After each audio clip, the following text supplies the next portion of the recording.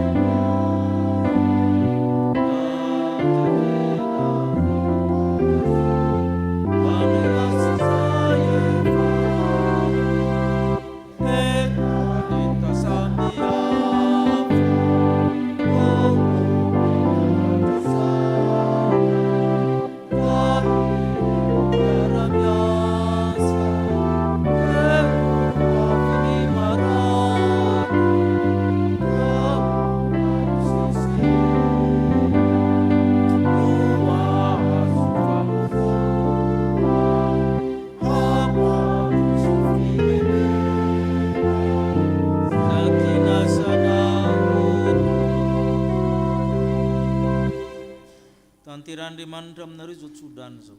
Ary ny tompony fiadanana menareo fiadanana amin'ny zavatra rehetra. Ka Andriamanitra atanteraka izay tokony ho anjaranareo amin'ny sitrapony. Ka hiaro ny fanahinareo izy. Ka ho arovanareo na mandeha na mitoetra na miditra na mivoaka. Ka ny fahasoavan'i Kristy, ny fitiavan'Andriamanitra ray, fampiraisana ny fanamasina hitantana anareo, n'aiza n'aiza alehanareo. Amen.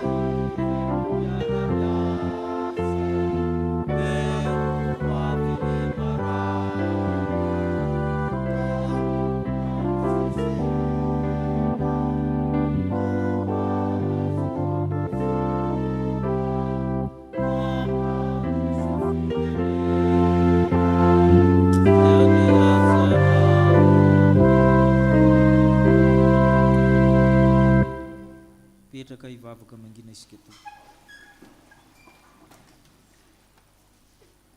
Izy no irahako izy nandeha mba ho irakay, dia hoy izahay intia irawa.